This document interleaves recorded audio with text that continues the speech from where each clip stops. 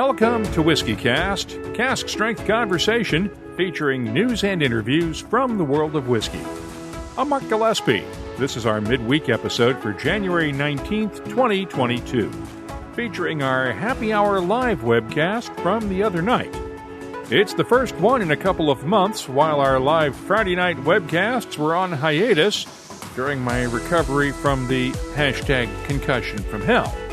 My guests the other night were Davin de Kergommeaux of CanadianWhiskey.org, the night after he announced this year's Canadian Whiskey Awards winners, and Billy Abbott. His new book is The Philosophy of Whiskey. Special thanks, as always, to our presenting sponsors of WhiskeyCast, Redbreast and Dewar's, for making our live shows possible, along with the segment sponsors on our weekly podcasts, the Dalmore, Catoctin Creek Distilling, Oban, Sagamore Spirit, Scarabus, and Writer's Tears. Good afternoon, everyone. We are back, and man, have I missed you guys. Good afternoon, good evening, good morning, wherever you are in the world right now. It is 5 o'clock on Friday afternoon, New York time, and that means it's time for Happy Hour Live. Good evening again. I'm Mark Gillespie in the WhiskeyCast studio in New Jersey, and it's been a couple of months since we've done this, and I got to tell you, I'm feeling a whole lot better right now, and was able to start doing these after the holidays, and I'm glad we took the time off to come back and do this the right way. But as Dave Kuhn has just pointed out in the chat room, well, together at last. And can't wait to hear your comments and read them in the chat room online. Feel free to go ahead and share whatever thoughts you have. We have a bunch of them here. Dave Kuhn saying, of course, go Dogs from Georgia. He was in Indianapolis for the college football championship game the other night. And let's just see who else we have on here. Tyrone Cote, good evening all from a soon-to-be snowstorm-covered Nova Scotia. Very appropriate since we're going to talk a lot about Canadian whiskeys tonight. I am joined right now by our pals Davin de Kergommeaux from CanadianWhiskey.org and the Canadian Whiskey Awards, and Billy Abbott from the Whiskey Exchange. And Billy, he just published the new book, The Philosophy of Whiskey. How are you guys? Well, I'm doing great. Billy? Billy? Oh, wait a second here. Let's see. I'm sorry. You're muted, Billy. After 2 years of sitting on calls like this, you thought I might have a clip. Hello, I'm doing fine. It's a lovely evening here in London. So, yeah, deliberate, obviously. Oh, that's fine. So what do you guys have in your glasses tonight? I'm drinking from a Canadian Club glass. I'm drinking water. I'm totally baked from being up all night with the awards, trying to get some sleep, and then spending the whole day dealing with media today. So I'm drinking water. And it's not the water that Sir John A. Macdonald used to drink in the House of Commons either. This is actual real water. And we'll talk about the media onslaught. Billy, go ahead. I have a gin glass which I'm drinking water out of because I'm in London, so obviously I'm just surveying my big pile of samples here at the moment. I was running around trying to find something appropriately Canadian to drink, and I do not have enough Canadian whiskey in my house, so I'm feeling slightly bereft. But I'm going to have a dig around and find something interesting to have a taste of in a moment. Well, I'm drinking one of the gold medal winners from last night's Canadian Whiskey Awards, the Crown Royal 18 years old, that's brand new. And a bottle may pop up here anytime in the next 10, 15 minutes or so, because the Canadian Whiskey of the Year is on its way, courtesy of Diageo. They arranged for a drizzly delivery that I was told about half an hour ago was in the next town over and on its way. But Davin, tell us about the Canadian Whiskey of the Year, the Crown Royal Noble Collection Winter Wheat Edition. What was it about this one that impressed you and the other judges? This is just such a spectacular whiskey. It's beautifully balanced, as Crown Royals always are. It's very, very complex. You can taste like wheat. You can taste like Wonder Bread or something in there. It's got nuttiness from barley. And you know that elegance that the best Canadian whiskeys have that, comes from using that corn-based whiskey, man, it's just full of that. It's very complex, beautifully balanced. But, at the same time, it's like one unit. You can suss out all these notes, but it is an entity unto itself. It's got a beautiful syrupy feel on your tongue, nice medium body weight. It's got a lot of really interesting flavors in there. It's got tertiary flavors like tobacco. You can taste like pipe tobacco with maybe a port finished pipe tobacco. You got some prunes and dark fruits, but also you've got fresh fruit and you've got some lovely floral notes on top. It's just, that sounds like a lot, and you don't want everything, but it's beautifully balanced and so tightly integrated. It just stood out from the crowd, this whiskey. It really is really quite a wonderful whiskey, and I'm really delighted that they would consider entering a whiskey of that caliber in our competition. What did you and your judges think of this 18-year-old? I like it. It's a wonderful whiskey. It's a really beautiful whiskey. It has more age on it. It tastes like it has more age on it. So it's got a little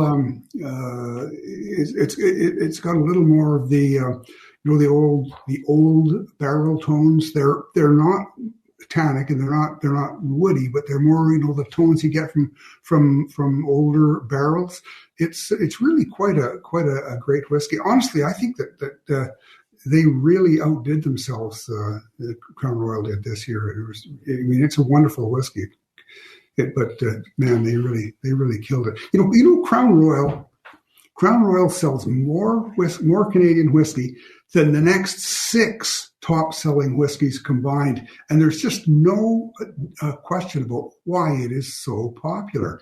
It's a beautifully made whiskey, really, really synthesized, reliable.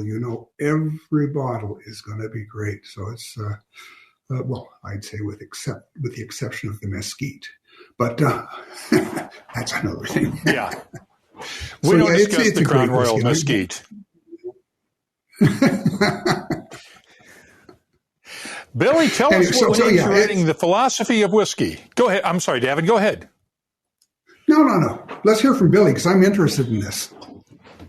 Yeah, what went into writing this, Billy? It's an interesting little book. It's a bit of a weird one. We had the joys of everybody was quite busy last year working from home, and I didn't get a chance to go on holiday. And so I had lots of vacation days saved up at work.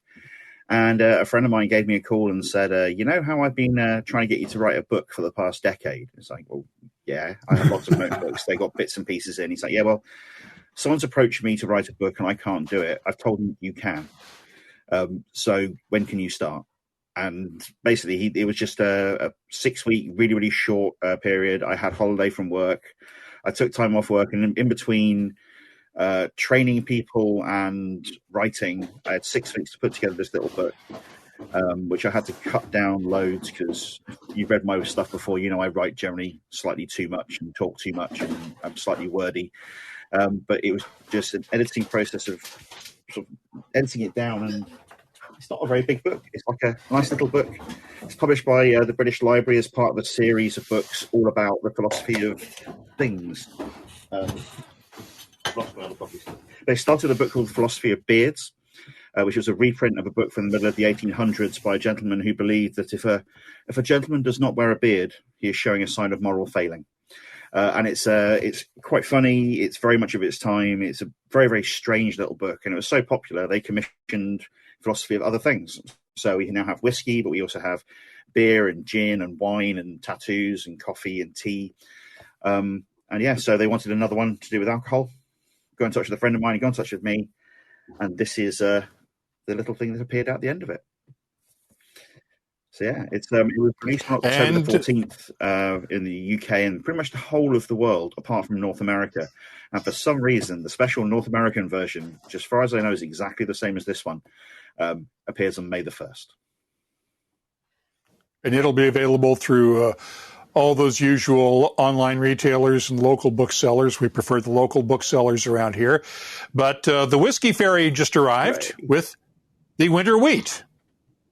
only 10 minutes past the 5 o'clock deadline that Drizzly had, so I'll open this up in just a few minutes. But what did we do before delivery of whiskeys? I mean, what a concept. I mean, there's not a lot of philosophy in this book, Billy, but it's more of a good primer for newcomers to whiskey, right? It's a bit of a couple of different things, because somebody asked me what my philosophy of whiskey was, and one thing that didn't make it into the final book is every chapter's got a quote at the front of it, and I went through trying to find loads of relevant quotes and from other people and their thoughts on whiskey.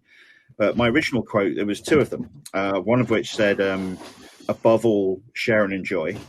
And underneath it, it just said, share and enjoy. And the first one is the motto of Compass Box Whiskey. Above all, share and enjoy is Compass Box's founding idea. And underneath it was share and enjoy, which is the slogan of the cybernetics, the Sirius Cybernetics Corporation from Hitchhiker's Guide to the Galaxy, who make a series of incredibly awful machines and robots who do not cause any form of enjoyment in anybody's life. So somebody said to me a little while back, what is your philosophy of whiskey? And it's very much that. It's share and enjoy. And what I've tried to do with the book is a very, very light sort of, you say, beginning thing, but also talk about the history and talk about how whiskey is woven into our society and how you can use whiskey as a way of looking at the way that the world, society of a large amount of the world, has come together, and technologies and the way that people interact and everything like that can all be sort of reflected through whiskey. So there's almost some philosophy in there, but not quite.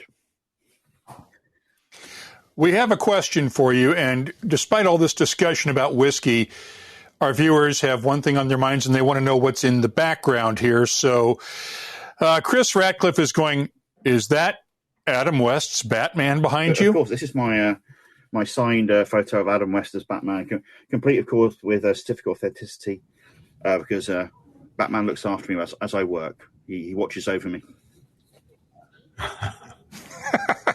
Did you sign that yourself, Billy? No, this is actually, it's a present from my little brother for my 21st birthday. So it's been up there for a while now, and the certificate of authenticity on the back has now faded away, so you can't actually see any of it anymore. But yes, he sits there quietly in the background. So, Davin, were there any surprises in the awards last night? What? Because I know that the way this works is that your wife, Janet, actually puts the samples together and puts numbers on them. So even you don't know what is what. What surprised you guys when you did the reveal?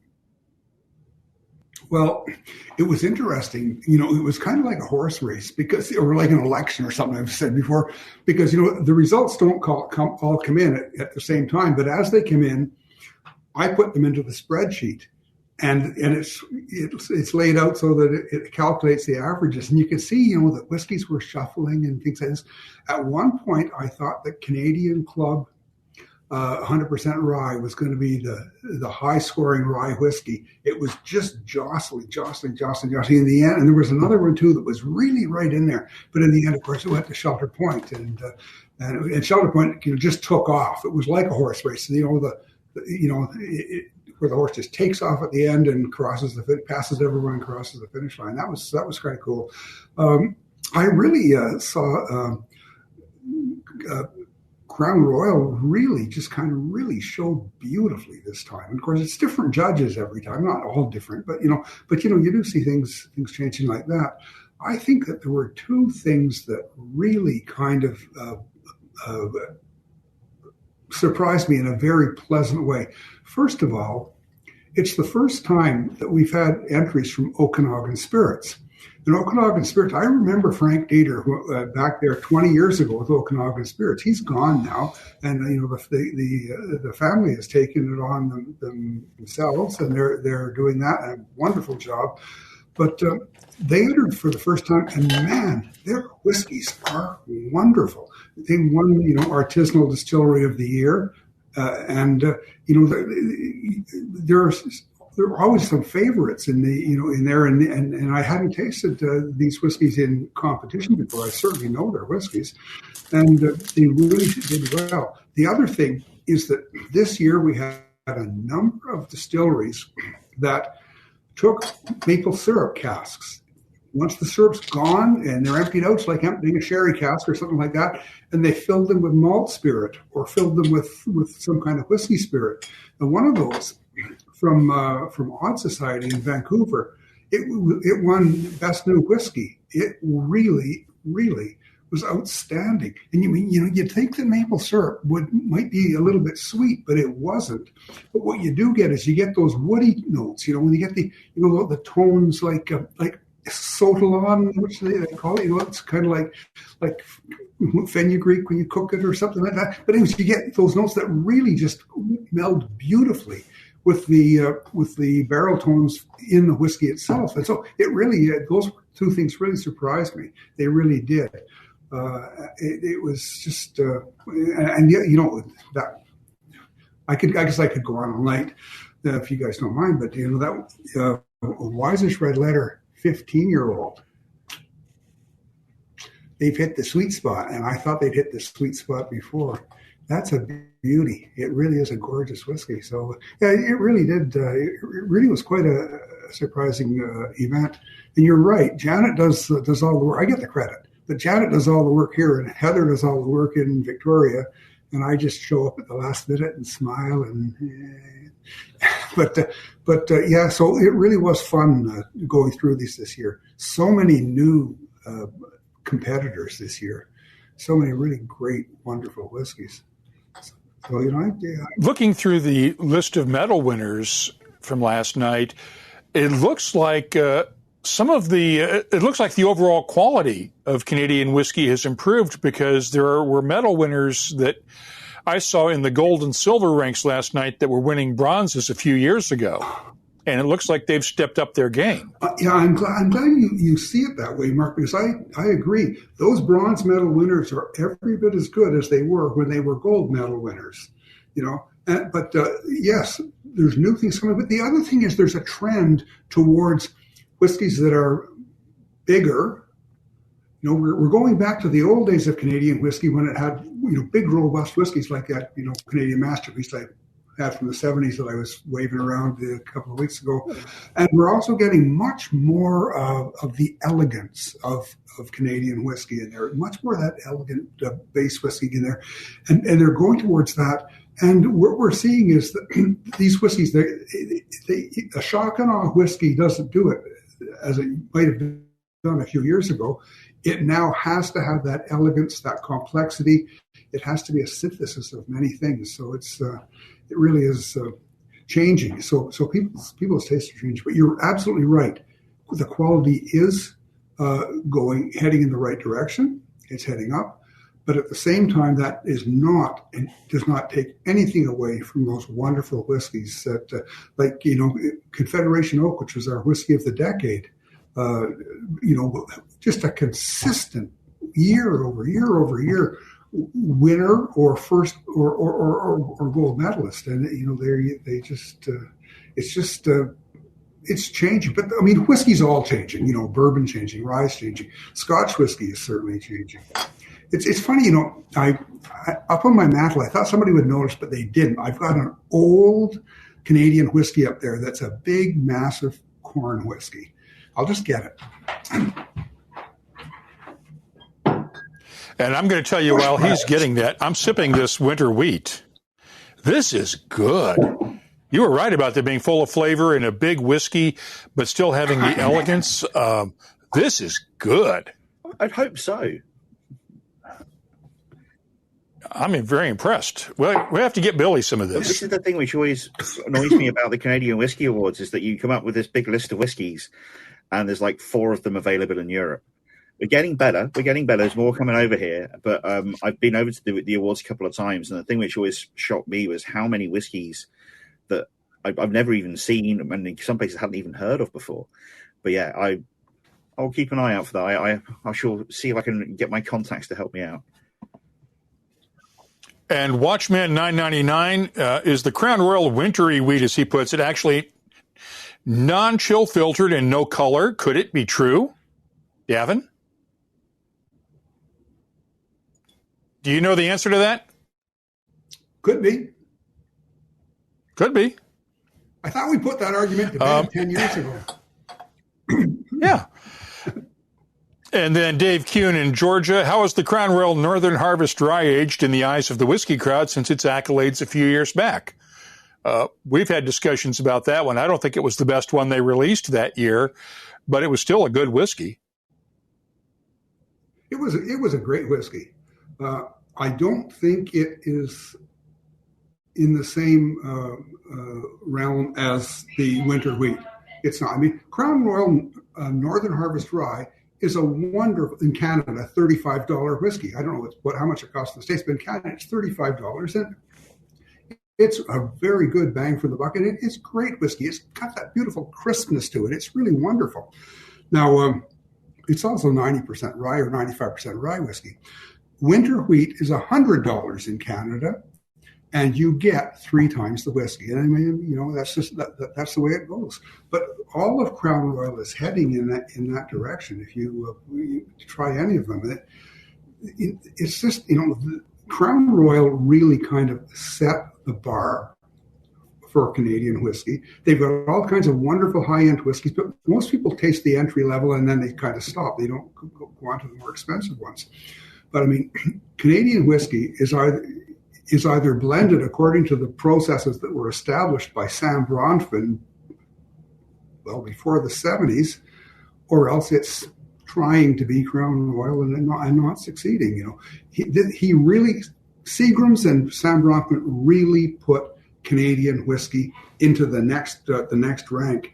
And Crown Royal still, as I say, is still the most popular Canadian whiskey. We have some fabulous whiskeys up here from other brands, as you know. But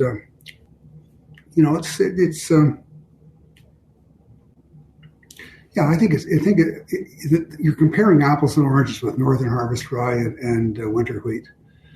Northern Harvest Rye, there was a lot of buzz that gave it false.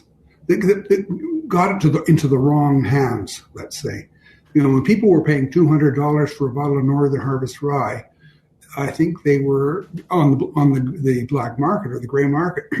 I think that generated some less than healthy commentary, because for $200 it's maybe a little bit expensive. At $35, John Kalinowski has a question for you, Davin. By the way, this winter wheat, $67.99 in the U.S. today. That's a relative bargain. John Kalinowski wants you to, Davin, to please expound on the Confederation Oak from Forty Creek. He brought back a couple of bottles of Forty Creek Confederation Oak Reserve from BC and loved it. And the Confederation Oak is actually finished in Canadian oak, right? It's absolutely done in Canadian oak. It's amazing. You know John Hall, and probably your viewers know of John Hall, who founded Forty Creek. He's an interesting guy. He really is, and just incredibly passionate about Canadian whiskey. We're still in touch regularly talking about whiskey. And he was driving by a conservation area, and they had cut down 3 massive big oak trees there, because they do, they manage the forest. It's the government, and they're going to do it absolutely right. So they had these 3 great big oak trees, and he went in and said, "Who do I see? I want to buy these oak trees." So he loaded them onto a truck, sent them down to Missouri, and they made barrels out of these. And it was Canadian oak, grown in Canada, tight grain. It's cold a lot of the time up here, and the trees they don't get as big and as porous, and so they grow more slowly. So they made barrels out of this, and he then took some barrel select whiskey and put it into these barrels. And after a year, he tasted it, and he said he thought he was going to have to redistill it. And a year later, he said, "Gee, this doesn't taste so bad." And eventually, he got to the point where it was like this sensational whiskey. And they're in oak, but it tastes like maple syrup almost in that. And they bottled this up, and it was just a wonderful, wonderful whiskey. So then, what do you do? Because he only had 3 trees to make those barrels, so they did it again, and did the same whiskey, and they used the same barrels. And lo and behold, Batch B came out even better than batch A, and it matured a little more quickly too. It was already mature whiskey when it went in. So they started then getting other oaks that were being harvested in Ontario. You know, they cut the tree down so that the saplings have room to grow, and it's become kind of one of their core whiskeys. And it's just year after year after year. It's been like gold medals in the Canadian Whiskey Awards. I think it won Whiskey of the Year one year. And so it was our Whiskey of the Decade after 10 years of the Canadian Whiskey Awards. I'm glad that it was John who enjoyed that, because it is fabulous whiskey. It's really well made. And it just resonates. Well, like all 40 Creek whiskeys do, you want to sit there with a friend and follow Billy Abbott's philosophy and enjoy this whiskey while doing it. Billy, I want to share a bit of an excerpt here, and I'm not going to read the whole Billy, thing. I'm really enthusiastic. But from the first chapter, where you decide, where you say, what is whiskey? And it comes down to a succession of poor things of other things, which finally come good when you stop messing about with them. And I'm going to edit the steps down here. Step 1, make some bad porridge. Step 2, use your porridge to make some bad beer. Step 3, distill your beer to make bad vodka. And step 4, stick your vodka in a cask and forget about it. And then you get good whiskey out of it all, right? It's the way I've been sort of telling people about whiskey. It really is. You know, if you look at every single step, you start off with the worst porridge ever, and then you end up with something which you have to forget about, because if you start digging in there early, it doesn't taste any good. But no, this is a bit of a if you've been to a tasting of mine, you're spoken to me about whiskey, you've heard a lot of this before. However, still go and buy a copy of the book. It's very, very good. But yeah, it's a distillation of a lot of the things I've been talking to people about, the way I talk about whiskey. And you say the philosophy of whiskey, it's like you said, Davin, it's my philosophy. Really, it's how you talk about what it is, how you do it. There's a whole lot of stuff in there about nosing and tasting. But the big thing for me, I've been telling people is that I wrote it's right at the back of it, outside of this, I've got a couple of pages of further reading, which is a list of all the people whose work, one, been inspired by and used for research. It's got here Canadian whiskey, a certain D. de Kergommeaux Canadian whiskies listed about here. It's almost like there's somebody who wrote literally the book on Canadian whiskey. I've got the other one there. Sorry. The award-winning book on Canadian whiskey. Of the two books I've read on Canadian whiskey, the other one being Davin's other book on Canadian whiskey. I found a third one now, and I've been researching and finding historical books on Canadian whiskey as well. I've got another one called Drunk, I do believe, or something like that. But no, it's that list there is the thing I should say. I've now put up on my website, so you don't even need to buy the book really. But a list of all the other books, and it's really a case of this has taken all the things I've read, all the things I've learned, and try to bring them all together in like a nice, easily digestible nugget that you can sort of get through with a couple of drams, and then find out even more stuff to learn.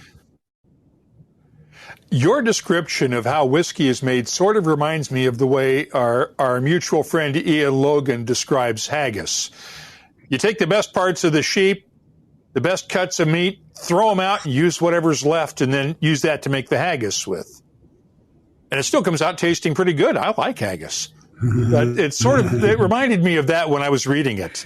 Yeah, there seems to be almost a strange tradition in Scotland of trying to find the most meager leftover bits and making them into fantastic things, and they many great successes in such a thing. You know, if you've ever had a square sausage sandwich, you don't ask what's in a square sausage. You don't want to know. It doesn't taste like the sausage that you're used to, but you eat it in a sandwich and it's great, and your hangover goes away quite quickly. It's a marvelous thing. Chris Ratcliffe has a question for you, Billy, and we can address this to Davin as well. Is the UK not a high priority export market for Canada? Obviously, the US is the big export market, but is the UK not a high priority? Worryingly, I think we are a higher priority than it might seem. We don't get very much stuff over here. We've always got Crown Royal Club. And I know the Whiskey Exchange for years has been. You can find, I think, Canadian Club you can find in supermarkets. Crown Royal, a few places had. And I've got all over my flat. I've got Crown Royal bags for storing every form of cable under the sun. It's an excellent bag. I didn't grow up with these like a lot of Canadian kids did, but I've got friends of mine from Canada who just say, "Oh yeah, you always have some of those around the house. What do you mean you don't have Crown Royal bags?" There we go. Yeah, but increasingly we are, and one of the things we had a little while back, sister company of the Whiskey Exchange, Specialty Brands, who's in the process of separating to its own totally separate thing. They got the agency for some of the Corby whiskies. So Lot 40 started coming over. We now have some Wisers coming over as well. Pike Creek. Lot 40 and Pike Creek. Lot 40 not so much now, but Pike Creek started appearing in supermarkets. So it's trying to get Canadian whiskey into the public eye and trying to get Canadian whiskey a higher sort of profile. And we are getting some of the smaller brands now. But yeah, no, we're not quite there yet. It's getting better, As I said, when I first came over about 10 years ago to the Canadian Whiskey Awards, I knew nothing about Canadian whiskey and had never heard of them. This time I heard a load of more of them. But still, there's loads of stuff appearing in Canada. And I've always keep on telling people that outside of Ireland, which is exciting for big explosion, Canada's exciting for just doing weird and wonderful things you don't see anywhere. Unfortunately, it doesn't necessarily go all that far. I'm hoping one day we get a load more of it over here in the UK. But yeah, sorry, actually, Chris, scarily, we're actually quite a high priority market for Canada, but that doesn't mean we still get all that much as far as I know. And as far as Crown Royal bags, there's a photo we had on the website of a guy at the Wonderful World of Whiskey show in Cornwall a couple of years ago. Davin, you remember the guy that had the suit made out of Crown Royal bags? Oh, I remember seeing it, but I can't remember the guy.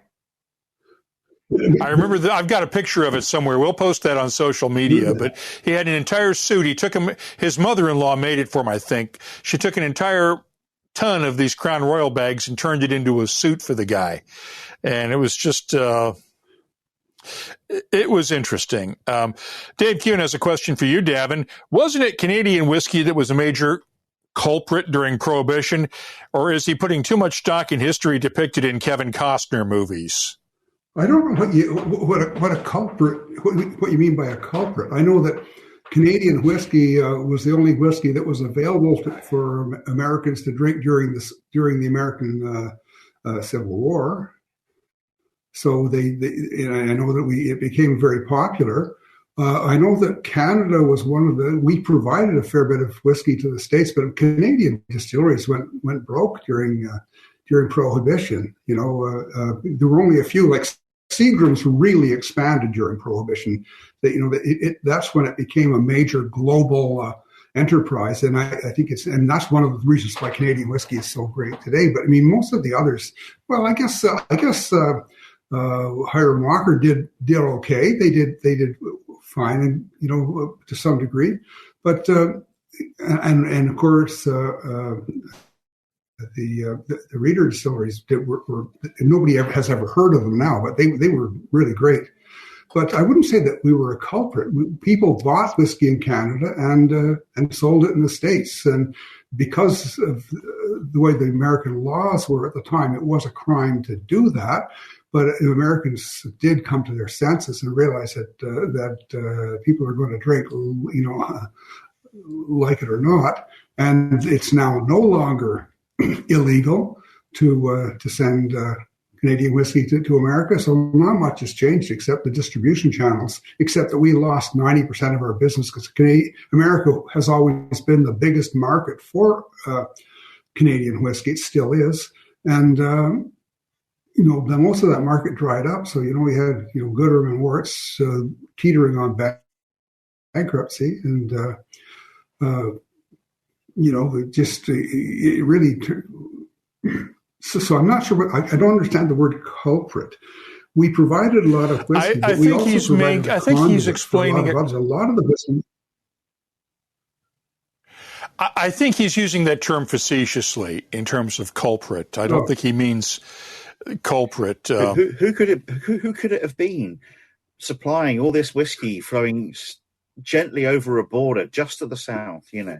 Yeah, but the truth is, a lot more Irish whiskey made it into the States during Prohibition than Canadian whiskey. A lot more Irish whiskey made it in, and some of it came through Canada. And a fair bit of Scotch made it into America as well. You know, I mean, you think of some of the prime movers and shakers in Canada were Scotsmen or Irishmen, and who came here specifically to take advantage of that because the Canadian distillers were just didn't want to get involved in criminal activity. So, we certainly provided a lot of whiskey. But so did Ireland and so did Scotland. Let's talk about something positive, really, in the last several years, the last 10 years, really, the growth of Canadian single malts. BMO wants to know if anybody has a discount code for Shelter Point, which won the Canadian single malt of the year last night, right? All of their whiskeys are about 25% off what they should cost. So there's a secret. You don't need a code. You don't need a discount code to get them for less than they're worth. Shelter Point makes fabulous whiskey. They really do. And the other one that's just really wonderful, Two Brewers in the Yukon. Man, Two Brewers makes great stuff. I'm not sure they're available in the States, but wow, hey, thank you, Dave, making me feel better there, taking me off the defensive position. I've been up for like 36 hours. Shelter Point is a wonderful distillery. They're mature too, you know. I mean, they have a 10-year-old single malt out there. It wasn't their most popular, but you know, you go to some of the others as well, you know. But last night, Okanagan Spirits, man, their single malt is fabulous. Some of the stuff in the East as well, you know, I still am a big fan of Stock and Barrel from Barry and Barry. You know those guys, yeah. So you know, we've got some great single malts here, really world class. And we had Bob Baxter from Two Brewers in Yukon out on the webcast before the end of the year last fall, and those whiskeys are. I need to get back out to Whitehorse only because it's been 25 years since I've been to Whitehorse. Before I was into whiskey, and I need to get back out and visit those guys. Spirit Bomb Tabitha in the UK wants to know if her relatives in Ontario can pick up the whiskeys we're talking about at the LCBO.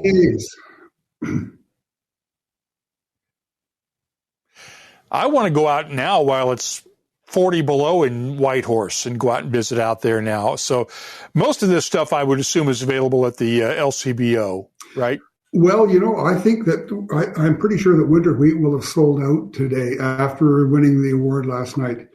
LCBO, I tried to buy some more, and LCBO was sold out in Ottawa. They wouldn't ship any to me from Toronto. So I think if you're in Toronto, you may be able to still buy it today or tomorrow, but I think it's going pretty quickly. I'm trying to think some of the other whiskeys. The 18-year-old, they still have lots of the 18-year-olds, Cromwell 18-year-old. Shelter Point is not in Ontario. So you can't get it here, but I'm sure if you talk to Kensington Wine Market, they can get you pretty much anything you want in Canada, and they're very, very good about that. Some great whiskeys. I mean, but you can't count on the LCBO for anything, quite honestly. And on that note, Kevin DeVries, an employee at a local LCBO store, poo-pooed the resurgence of the craft whiskey distillers like Dillon's due to their price point. Any thoughts? First of all, I wouldn't take anything anybody at the LCBO says as gospel when it comes to whiskeys, because I've seen their whiskey selections, and frankly, they could do a whole hell of a lot better, right, Davin? They could do a whole hell of a lot better, but I have to say that some of their staff are really quite knowledgeable. When you're buying craft whiskey, you're paying for whiskey that is made by hand. It is different. If you expect that this is going to taste like whiskey from the large distilleries, then you may well walk away disappointed. but I don't think that it's not the whiskey is not as good. I think, you are paying for an artisanal product, and you are paying for something that is unique, and it comes in small batches. But I also think that people's palates, people learn what to like. And I think that people have learned to like a certain style of whiskey. It's going to take them a while to warm up to the others. More adventurous people will do so. Watchman 999's cracking me up. That's but so if they don't want to buy Dillon's, cool. Dillon's is going to sell every bottle they make. Other people love it. I'm trying to remember.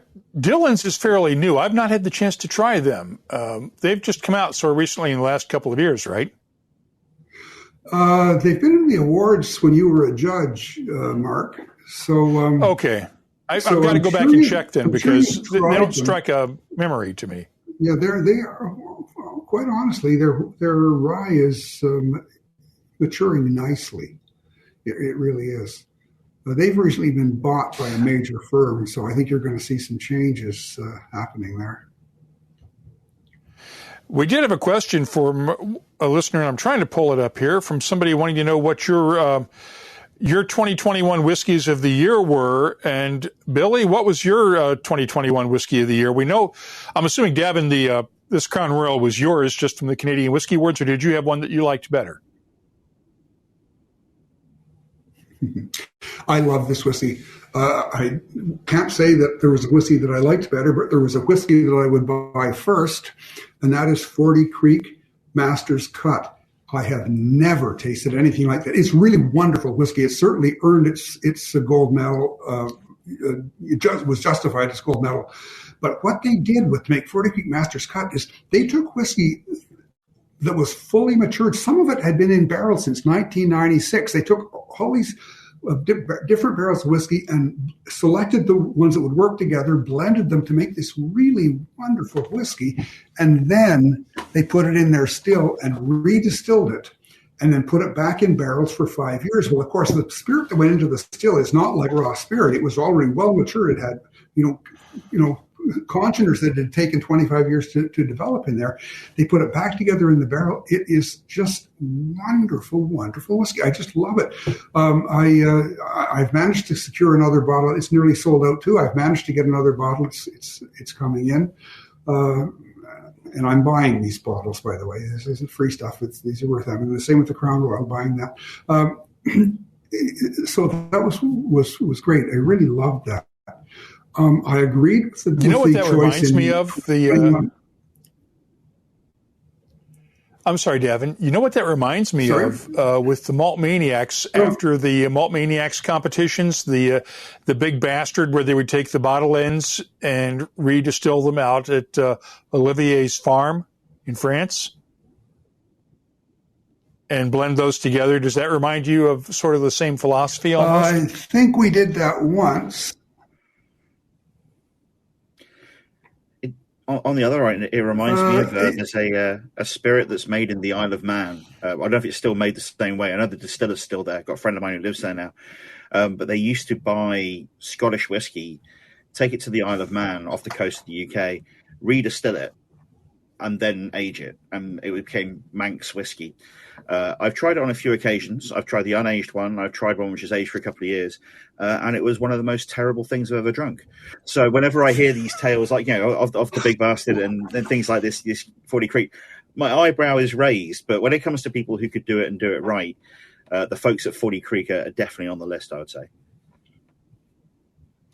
So, Billy, what was your whiskey of the year for last year? As soon as I saw that question pop up, I've been sitting here thinking, try and remember all the whiskeys, because despite not having been going out loads of places, I've had more things come in, more samples. I've had more opportunity to try things because I'm just sat at my desk here rather than in the office. We've bottled some great whiskeys at the Whiskey Exchange, and the one which we just crowned our whiskey of the year. We do that by having a sort of like internal panel who choose some whiskies, and then we do a public tasting. And this year we had, it's only a little sample, but the winner was Deanston 18-year-old, which is a cracking whiskey. And I was there for the in-person awards thing, and it just swept the board. There's some good whiskies in the lineup, but the Decent 18 really stood out. But there's been some other really weird things. Like I've tried the Glenlivet 80-year-old that Gordon MacPhail have done, which was stunning and just unlike anything that should be that old. But totally the opposite end of the spectrum. I have my I have a little of that one left. My little glasses knocking around there. But I've also the opposite end of the spectrum. I had a whiskey from Connacht Distillery in Ireland, and it's a 3-year-old bourbon mature single malt. There we go. Mark's got a bottle knocking around somewhere as well. And it's one of the best new Irish distillers single malts. Yeah, that one, the Connacht. Best new Irish distillers single malts I've tried in a long time. Lots of guys are making new whiskey in Ireland now, and that is just light and fruity and creamy in a way that is really showing off what they can do in Ireland. So yeah, it's been loads of great things, and that's even before I get onto the weird single cast independent bottlings we've been doing at the Whiskey Exchange. So yeah, unfortunately I'm rubbish at choosing. I might try some samples in a moment and try and come up with an answer by the end. Watchman 999 wants to know if your friend on the Isle of Man is Ralphie by any chance, and Tabitha had a similar question. Is that Ralphie doesn't live on the Isle of Man, does he? I think he does. He's a Glaswegian undertaker who lives on the Isle of Man. I think his brother lives down the road as well. His brother is a slightly more popular YouTuber than him, which people don't necessarily realise. Big Clive, the electronics expert. He's an excellent YouTube channel, just like Ralphie. My colleague Rocky Lancer, who some people might know, who worked at Berry Brothers for years, is now the secret mastermind behind the Whiskey Exchange's stock and keeping an eye on everything. He's recently moved to the Isle of Man so that he can wave at seals at lunchtime rather than waving at cars on the motorway down the road. So, yeah, he's adjusting to island life at the moment. Every now and again tells me tales of how wonderful it is to live on an island in the middle of nowhere. Laura Shaw says, y'all need to come to Alberta. We have a great selection of whiskey, but in January you could get -40 weather. Still worth the trek. I think Laura's trolling us because I've never heard anybody in Alberta say y'all in my life. That's a Southern term.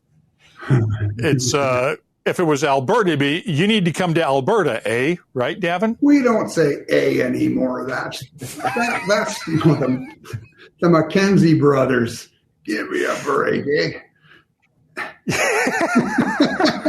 I'm busting your chops and Laura's with that one too, just because. Yeah, you do that all the time. And Bill Ricker points out Clive and Ralphie have done some crossover videos that are amusing, and we're just having a little bit of fun here. Let's see what else we've got here in terms of comments and questions. Tyrone Coty says the SAQ is way better if you want to be insulted en français. Yeah, I could do that. Anybody who lost a connection like Watchman did, my apologies. But other folks are saying that no connection issues there. But we are going to go ahead and any final thoughts, first of all. Billy, any final thoughts? And where can people get the book? I know philosophyofwhiskey.com has it right now for those of us here in North America. You can order it like I did through Philosophy of Whiskey, right? Yes, so philosophyofwhiskey.com is fulfilled by a Mr. B. Abbott from here. Literally, my stock is over there next to a pile of envelopes. So if you get it from there, I've got a special pen for signing things if you want things signed. But no, it's available absolutely everywhere. It's published by the British Library, like a proper publisher and everything. So you have words in the front there. But yeah, so you can get it from Jeff Bezos and all of his friends, as well as your local bookshops. And I was writing about this the other day. I've discovered I do actually have a local bookshop 20 minutes walk down the road from me who I need to go and have a chat with because I didn't even know they were there. So if you can order from your local bookshop, please do. Don't let local bookshops disappear. They are marvelous things, which I have always loved and always looked after me. So you can get it anywhere. But find a little place down the road, ask them nicely. But USA, 1st of May, out the rest of the world already. But you can order it directly from Billy's website at philosophyofwhiskey.com, and the shipping prices are actually cheaper, I think, I found. Well, I'm not making very much money. I will tell you that. But at the same time, I'm getting the book out in various places, and it's. I used to be a software engineer, and I will actually admit the reason why I did the website was to learn how to do an e-commerce website because I've never done one. It seems to work all right, so I haven't had any complaints yet. So, Davin, where can people get a complete list of the winners if they want to go whiskey shopping? They can go to canadianwhiskey.org, canadianwhiskey.org, and everything's there. Billy, I'm going to cancel my pre-order for your book and buy it directly from you. Because commercial stores aren't going to send it to me until May. And while the post is particularly slow from the UK to the US and Canada, it will get there vaguely speedily. I've done, I would say, test orders, but some friends in common of ours have ordered it, and specifically after they said, "Can you make Canadian shipping work?" Canadian shipping works. Canadian shipping does work with everything except whiskeys, right, Davin? Okay, you watch. I'll have one ordered before I go to bed today. And everybody's pointing out, telling Laura to be quiet. People are pointing out, telling Laura to be quiet about there's no whiskey in Alberta. You can't find it. There's no whiskey in Alberta, period. They don't want anybody to come to Alberta looking for whiskey. Dave Kuhn has one final question for you. If you go into the Kensington... Okay. Go ahead.